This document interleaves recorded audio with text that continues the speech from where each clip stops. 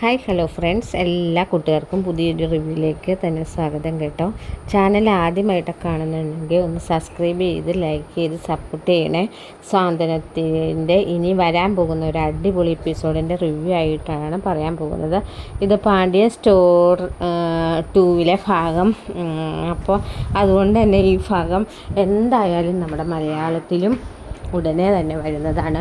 മലയാളത്തിലും പാണ്ഡ്യൻ സ്റ്റോറിൽ ഇപ്പം നടന്നുകൊണ്ടിരിക്കുന്നതാണ് നമ്മുടെ മലയാളത്തിലും കണ്ടുകൊണ്ടിരിക്കുന്നത്.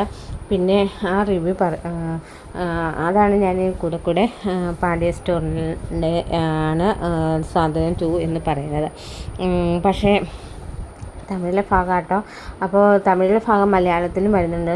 90% റിവ്യൂ തമിഴിൽ തന്നെയാണ്, മിക്സാക്കിയാണ് ഞാനിപ്പോൾ പറയുന്നുണ്ട്. അപ്പോൾ ഇതിൽ ഞാൻ തമിഴിലെ റിവ്യൂ കൂടി ആഡ് ചെയ്യുന്നുണ്ട് കേട്ടോ. അങ്ങനെ അച്യുതനാണെങ്കിൽ ആനന്ദിനോട് പറയുകയാണ്, മിത്ര ചത്തെന്ന് വിചാരിച്ചാൽ പോരെ ചേട്ടാ എന്ന് പറയുമ്പോഴേക്കും ആനന്ദിന് അങ്ങോട്ട് ദേഷ്യം വരിക. ദേഷ്യം വേണം. കാരണം സ്വന്തം മകളെക്കുറിച്ചാണ് അച്യുതൻ അങ്ങനെ പറയുന്നത്. ഒരൊറ്റ മുഖത്ത് വെച്ച് കൊടുക്കാനാട്ടോ തോന്നണത്. അതിനുശേഷം പറയുന്ന മിത്ര എൻ്റെ മോളാണെന്ന് നീ മറക്കരുത് അച്യുത. അത് നിനക്ക് ഓർമ്മ വേണം. നമ്മൾ രണ്ടും തമ്മിലാണ് ഇഷ്യൂ, അല്ലാതെ വേറെ ആരും തമ്മിൽ നമുക്കൊരു പ്രശ്നമില്ല. അത് ആ രീതിയിൽ കാണാൻ പാടുള്ളൂ എന്ന് പറഞ്ഞിട്ട് അനന്തൻ അകത്തേക്ക് പോകുന്നുണ്ട്. അങ്ങനെ അച്യുതനും ആനന്ദിനോടും ചെറിയൊരു ബഹുമാനമൊക്കെ ഉണ്ട്. അത് ശരിയാണ്. എന്നിട്ടും വിട്ടുകളയാണ് എന്ന് വിചാരിക്കുകയാണ് കേട്ടോ. അതേസമയം എത്രയാണെങ്കിലും എല്ലാവരോടും മിത്രയാണെങ്കിൽ എല്ലാവരോടും മാപ്പൊക്കെ പറയുകയാണ്. എല്ലാവരോടും എന്നോട് ക്ഷമിക്കണം. നിങ്ങൾ ചിലപ്പോൾ എന്നെ ഇപ്പോൾ ഒരു വൃത്തികെട്ട പെണ്ണാണെന്ന രീതിയിൽ കാണുന്നുണ്ടാവാം. പക്ഷെ നിങ്ങൾക്കൊരു കാര്യം മനസ്സിലാകണം, ഞാൻ അത്രമാത്രം ആര്യനെ സ്നേഹിക്കുന്നുണ്ട്, ആര്യനെ വിശ്വസിക്കുന്നുണ്ട്, സ്നേഹിക്കുന്നുണ്ട്. ആര്യൻ എന്നെ സ്നേഹിച്ചത് അപ്പച്ചിയുടെ വാക്ക്, എന്നെ വിവാഹം കഴിച്ചില്ലെങ്കിൽ എൻ്റെ സ്വപ്നങ്ങൾ സാക്ഷാത്കരിക്കാൻ വേണ്ടി എൻ്റെ കൂടെ നിൽക്കുന്ന ഭർത്താവ്. അത് മാത്രമല്ല, അത്രയും സ്വർണം ഒരുമിച്ച് കാണുമ്പോൾ ആര്യൻ്റെ കണ്ണാണെങ്കിൽ ഒന്ന് മിന്നിക്കും. പക്ഷെ ആരുടെ കണ്ണാണെങ്കിലും ഒന്ന് മിന്നിക്കും. പക്ഷെ ആര്യൻ്റെ കണ്ണ് അതെ ഒന്നായിട്ടില്ല. ആര്യനും അത്രമാത്രം ഈ കുടുംബത്തോടും, അതായത് നമ്മുടെ അങ്കിള് വളർത്തിയ അതേ ഒരു വളർത്ത് ഗുണമാണ് ആര്യന് കിട്ടിയത്. ആര്യന് മറ്റുള്ളവർ ഒരു 10 പൈസ പോലും ആഗ്രഹിക്കുന്നില്ല. ആര്യൻ പറയുകയാണ്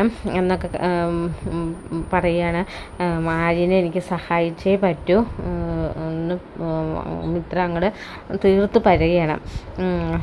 അതുകൊണ്ടാണ് ഞാനിങ്ങനെ സ്വർണം കിട്ടിയ കാര്യങ്ങളൊന്നും ഇവിടെ പറയാത്തത്.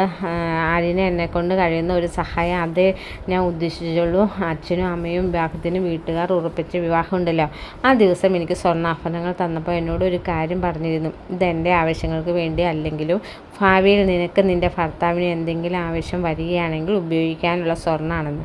അന്ന് ഞാൻ പറഞ്ഞായിരുന്നു, അമ്മ എനിക്ക് എന്തിനാ ഇത്രയും സ്വർണം തരുന്നത്, എനിക്ക് സ്വർണ്ണത്തോടൊന്നും താല്പര്യമില്ല, സ്വർണം ഒന്നും വേണ്ട എന്ന് പറഞ്ഞപ്പോൾ അവർ എന്നോട് പറഞ്ഞതാണ്, നിനക്ക് ഭാവിയിൽ നിനക്കും നിൻ്റെ ഹസ്ബൻഡിനും അല്ലെങ്കിൽ ഉണ്ടാകുന്ന കുട്ടികൾക്കൊക്കെ എന്തെങ്കിലും ആവശ്യം വരുമ്പോൾ ഉപയോഗിക്കാൻ ഈ സ്വർണ്ണം ആവശ്യപ്പെടുന്നു പറഞ്ഞതാണ് എനിക്ക് തന്നത്. അതുപോലെ തന്നെ ഭാവിയിൽ എനിക്ക് ഒരാവശ്യം വന്നു. എൻ്റെ ഭർത്താവായിട്ടുള്ള ആര്യന് ഒരു ബിസിനസ് തുടങ്ങാൻ വേണ്ടി ഞാൻ ആ സ്വർണം പണയം വെക്കാൻ പോയി. നിങ്ങൾക്ക് ഇതൊരു കുറ്റമായിട്ട് തോന്നുന്നുണ്ടെങ്കിൽ നിങ്ങൾക്ക് എന്തായിരുന്നോ എനിക്ക് ശിക്ഷ വേണമെങ്കിൽ എന്ത് ശിക്ഷ വേണമെങ്കിലും തരാൻ ഞാനത് സ്വീകരിക്കാം എന്ന് മിത്ര പറയുമ്പോഴേക്കും ബാലൻ പറയാണ്, ഇതിന് ശിക്ഷ വിധിക്കേണ്ടത് ഞാനല്ല, ഗോമതിയാണ്. ഗോമതി മിത്രയെ കെട്ടിപ്പിടിക്കുക പറയാണ്, ഞാൻ അന്ന് ഗുരുവായൂരിൽ വെച്ചെടുത്ത തീരുമാനം, ആര്യനെ കൊണ്ട് മിത്രേനെ കെട്ടിക്കാൻ എടുത്ത തീരുമാനം, അത് വളരെ നല്ലതാണ്. ഇപ്പോൾ എനിക്ക് പൂർണ്ണ വിശ്വാസമായി എന്ന് പറയുമ്പോൾ ബാലനും പറയുന്നുണ്ട്, അതെ, നമ്മൾ അന്വേഷിച്ചാൽ പോലും ഇത്രയും നല്ലൊരു മരുമകളെ നമുക്ക് കിട്ടില്ല. മിത്ര ഞങ്ങളുടെ മരുമകളല്ല, മകളാണ് എന്ന് പറയാണ്. അങ്ങനെ മിത്രയെ ചേർത്ത് പിടിക്കുകയാണ് നമ്മുടെ ബാലനും ഗോമതിയും എല്ലാവരും. പക്ഷെ എല്ലാവർക്കും ഭയങ്കര സന്തോഷമായിട്ടോ. ശരിയാണ്, പക്ഷെ ആര്യന് മാത്രം മുഖം അങ്ങോട്ട് തെളിഞ്ഞിട്ടില്ല. രാത്രി റൂമിൽ മിത്ര ഇങ്ങനെ ടെൻഷനായിട്ടായിരിക്കണത് കേട്ടോ. തന്നോട് സംസാരിക്കുകയോ പിണങ്ങോ ആര്യൻ ദേഷ്യപ്പെടുമോ എന്നൊക്കെ ഉള്ള ഒരു വിചാരത്തിലാണ് മിത്ര റൂമിലിരിക്കുന്നത് കേട്ടോ. ഇങ്ങനെ കാത്തിരിക്കുക ആരും വരും കേട്ടോ. അപ്പോൾ രാത്രി ആര്യം വന്നിട്ടുണ്ട്. ആ ഒരു ഭാഗത്തേക്ക് ഇന്നത്തെ എപ്പിസോഡ് തീരണത്. ആര്യൻ റൂമിലേക്ക് വന്ന് കയറുന്നതാണ്. അപ്പം മിത്ര പറയാം, ആര്യ എന്നോട് ഇങ്ങനെ സംസാരിക്കാതിരിക്കല്ലേ, ഞാൻ ചെയ്തത് തെറ്റാണ് എന്ന് ആര്യന് തോന്നുന്നുണ്ടെങ്കിൽ ആര്യൻ എന്നെ അടിച്ചോ വഴക്ക് പറഞ്ഞോ എന്തിനും ചെയ്തോ, പക്ഷേ ഇങ്ങനെ മിണ്ടാതിരിക്കില്ല ആര്യ. എനിക്ക് ആര്യം മിണ്ടാതിരുന്നാൽ സഹിക്കാൻ പറ്റില്ല ആര്യ. ഞാൻ ചെയ്തത് തെറ്റാണ്, ഇപ്പോഴും എൻ്റെ തെറ്റാണെന്ന് ഇപ്പോഴും എനിക്ക് തോന്നുന്നില്ല. ഇപ്പോൾ എനിക്കൊരു ആവശ്യം വരുമ്പോൾ ആര്യം കയ്യിലുള്ള സാധനങ്ങളൊക്കെ പണയം വെച്ചോ വിറ്റോ എൻ്റെ ആഗ്രഹം നിറവേറ്റി തരില്ലേ, അതുപോലെ തന്നെ ആര്യനും ആഗ്രഹം നിറവേറ്റാൻ വേണ്ടി ഞാനും അതുപോലെ ചെയ്തു എന്നൊക്കെ മിത്ര പറയുന്നുണ്ട്.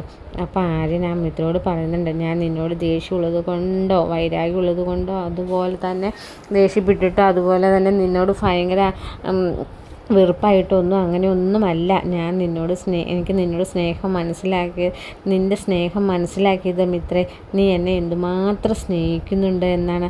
അതൊക്കെ ഓർത്തിട്ടാണ് ഞാനിങ്ങനെ മൗനം പാലിച്ചിരുന്നത്.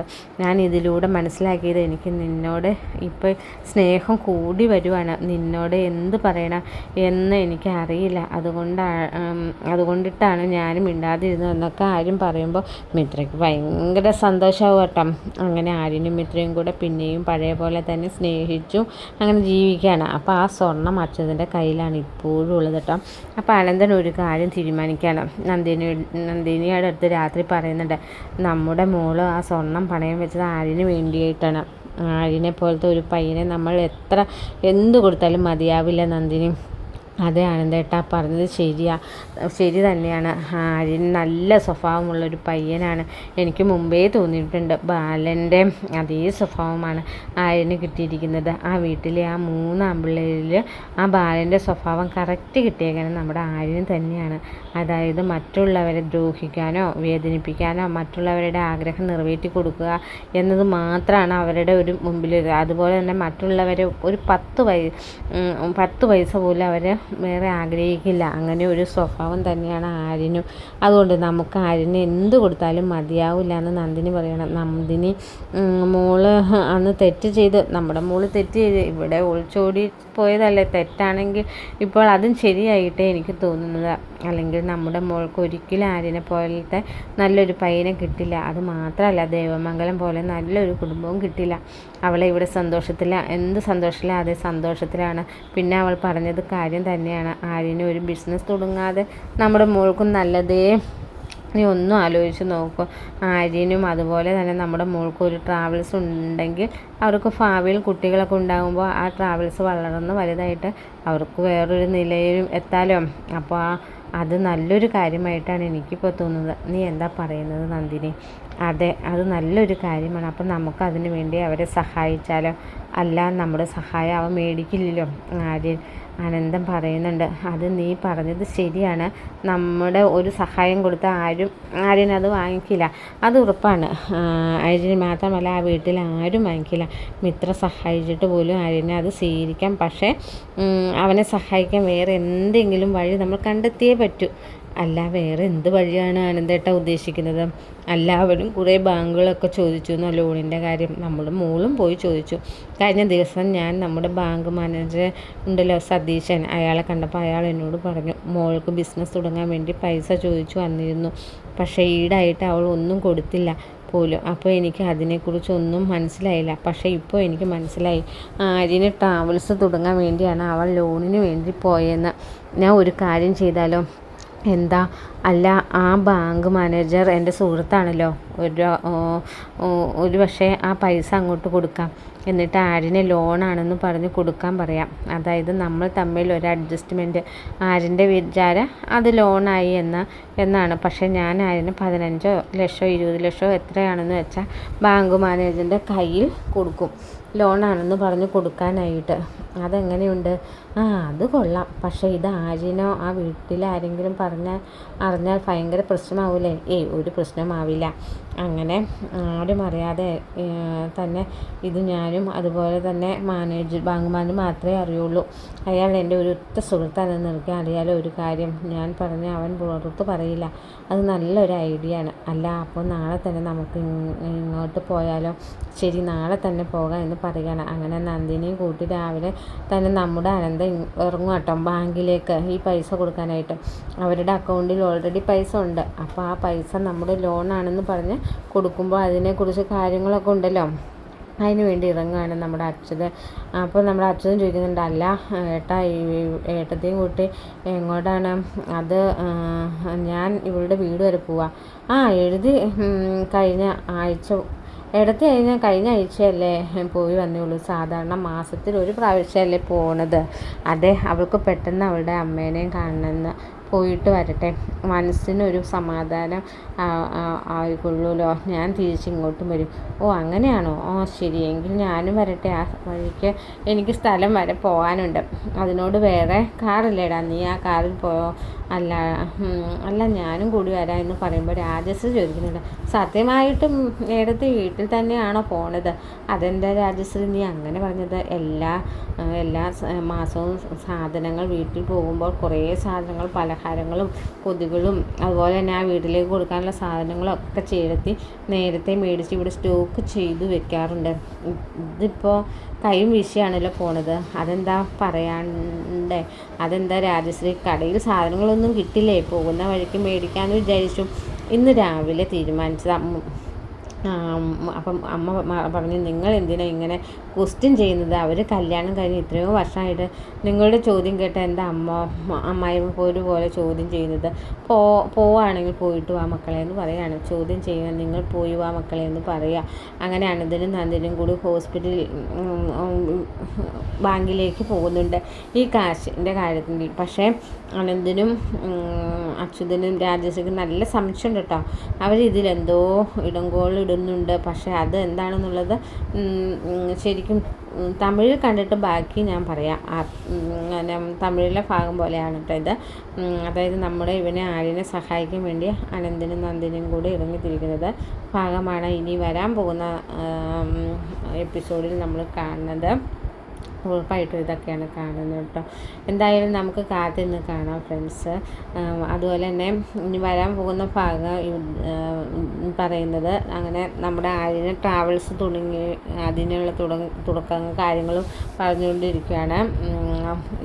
ഒരു 2-3 ആഴ്ചക്കുള്ളിൽ നമ്മൾ പുതിയ ഒരു ട്രാവൽസാണ് തുടങ്ങാൻ പോകുന്നത്. അത് കാണാനുള്ള ഇതാണ് നമുക്ക് വരും ഭാഗങ്ങളിൽ ഇനിയും കാണുന്നത്. അങ്ങനെ അച്യുതനും രാജശ്രീക്ക് ഭയങ്കര സംശയമൊക്കെ ഉണ്ട്, ഇത് എന്തായിരിക്കും, ഇങ്ങോട്ടായിരിക്കും പോകുന്നതെന്നൊക്കെ.